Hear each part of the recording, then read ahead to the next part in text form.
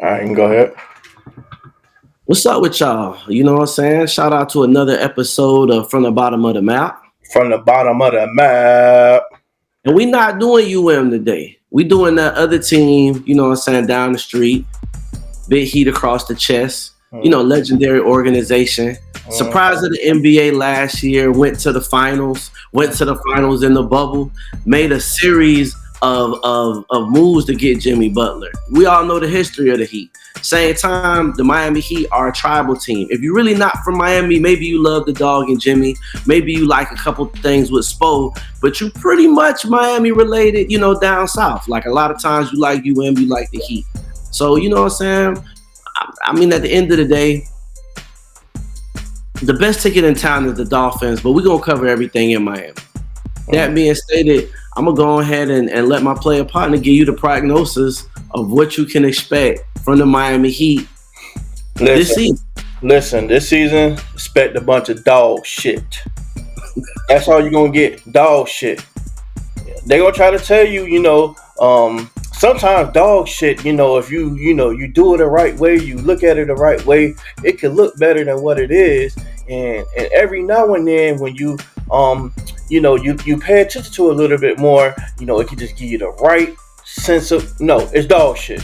It's dog shit. All right. Our team last year was dog shit.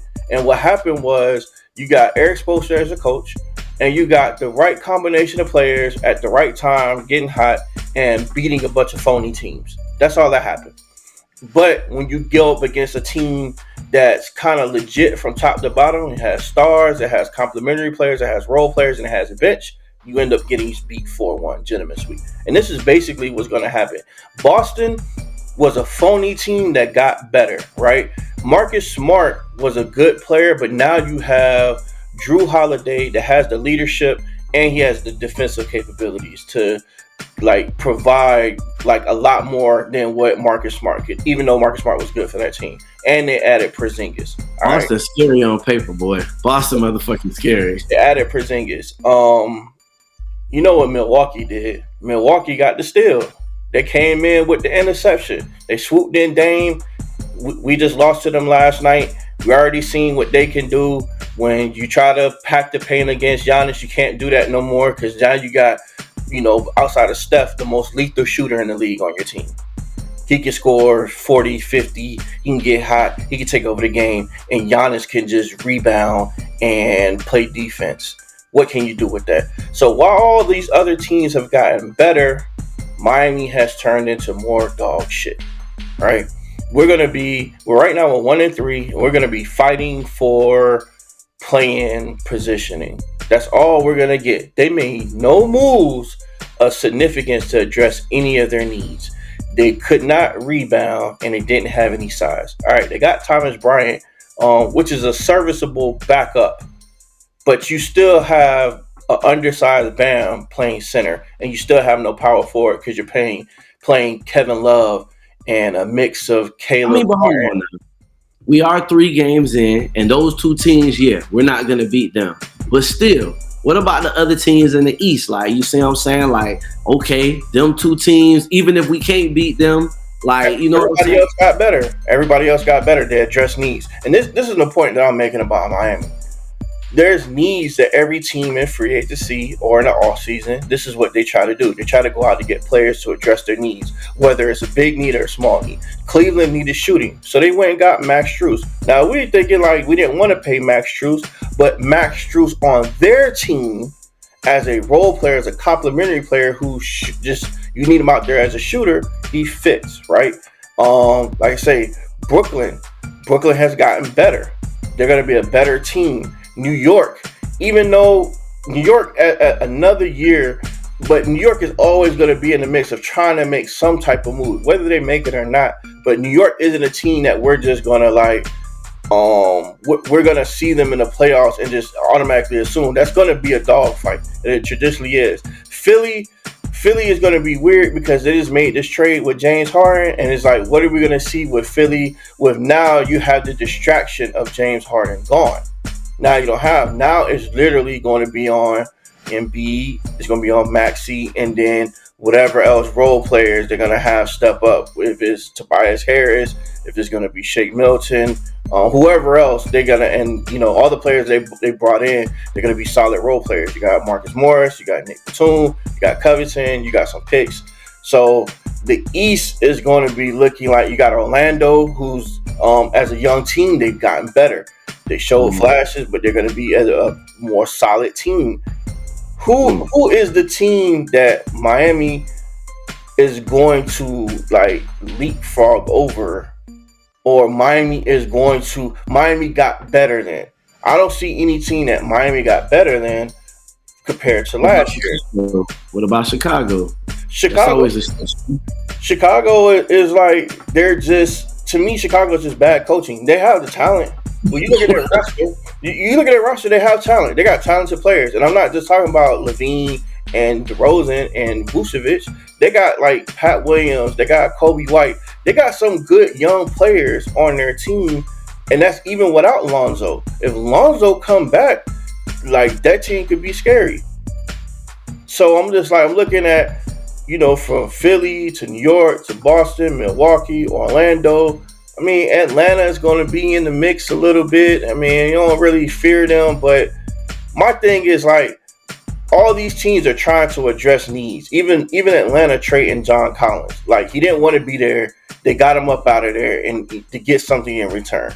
Miami is like, who did Miami get to address their needs? Even though, it's the start of the season, but this is what you want to see at the start of the season. You want to see how the new team, when the new team comes in, how does the new team look? This is what Milwaukee is enjoying right now. The first game, he's just like, oh, Dame had 37. Oh, this is what we wanted to see. This is what we spent our money on. What you spend your money on with Miami? What did you spend your money on with Miami? Hey, I love that. That's going to be the theme the whole season. And we're going to come back to that. What did you spend your money on with in Miami? Listen, what I used to call it back in the day, Babbage weed, around, but it ain't hitting. It ain't hitting. I mean, we got a Hall of Fame coach, so they're going to compete, right? And like you said, Miami don't tank. They don't tank. So we just went to the finals last year. So I don't care what Miami is selling. You went to the finals 2 out of 4 years. Like, if you have a bad year, nobody is finna be like, oh my God. Yes, it's disheartening. We wait a year, maybe don't make the playoffs, right? Worst case scenario, we don't make the play in. You know what I'm saying? You get, what's the name? Our point guard, $30 million off the books. If somebody is unhappy, which in today's NBA climate, niggas be unhappy. All we got to do is get one person who doesn't work out this year who says they want out. Now, in the last 4 years. Please tell me who out of all the players that said they wanted out, that put Miami on their list, did we even enter? Look, when you go to the store and you couldn't get nothing that first time, I think the attitude will be different. And you said who? Now I'm talking shit. Maybe I ain't doing this to go viral, but every year or two, Kevin Durant looks a little. I ain't saying that he gonna ask for it, but he's not that type of vocal person. Burner account on Twitter that he might be a little unhappy with the temperature over there. He happy in Phoenix. He happy. That boy happy in Phoenix. He happy. All the stars are where they want to be. James Harden was the last kind of domino who's somewhere he didn't want to be. Now he in LA. Kevin Durant. He's on the 1 year deal opt-in, so he may not. I don't know if they can sustain that team over there. You know what I'm saying? All I'm saying is this: look, I'm not mad at this year. It is what it is. I know that. I think Miami fans and us included, we're gonna be loyal to the organization because they don't overachieve, and they only overachieve when we come in and we're not supposed to. Because even for us, yeah, we know we have a potential, but nobody knew Max Strus was gonna play like that last year. Nobody knew them boys was finna do that. The bookie ain't know. You know what I'm saying? The people ain't know. So all we saying is this: if they have an okay year where they don't make it, it's not like it's not like Sacramento was, you know what I'm saying, for the last 5 years. It's not the Bulls, right? It's not Charlotte, right? It's not Brooklyn up and down. If anything, all of these other teams besides Giannis are chasing that. Boston Boston is the most pressure. They've rebuilt that team. Do you know what the expectations are in Boston if they don't accomplish? It's championship or bust over there, and it's been like that 3 years. They just shifted around. But when you think about Miami, Miami has had people on we gonna sell. You feel me? You gonna buy low and you gonna sell for the high. Okay, you buying low. People don't see them coming until they get there. By that time, it's too late. So I agree with you. We're not going to be good this year, and it was a whiff on a trade. But that being stated, the NBA is a revolving door, much like the NFL. No, bruh. You said James Harden. Well, he was just unhappy 2 years ago. This is his third time being unhappy and he just, this is an opt-in, so he needs a new deal.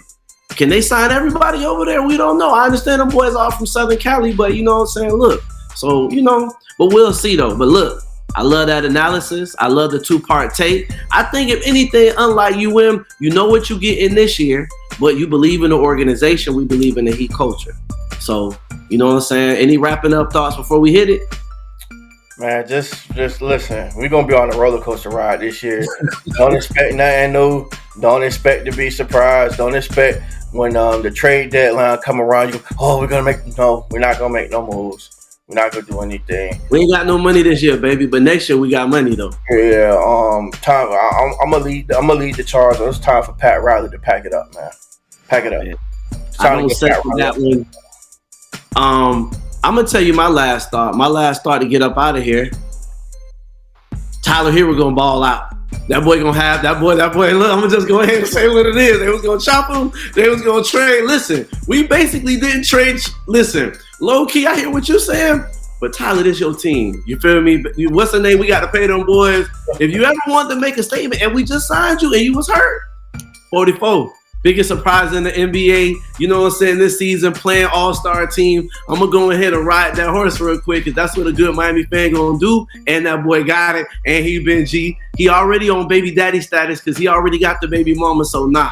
He love Miami, his brother, the people in them there. I'm trying to tell you, boy, he going to be everything that TBD is supposed to be for the Miami Hurricanes. So, no. Tyler Hero, all-star, baby. You heard it here first. All right. So, that's all I got. That's all we got, man. And we'll holler at you again from the bottom of the map. From the bottom of the map. Hey, we out. We gone.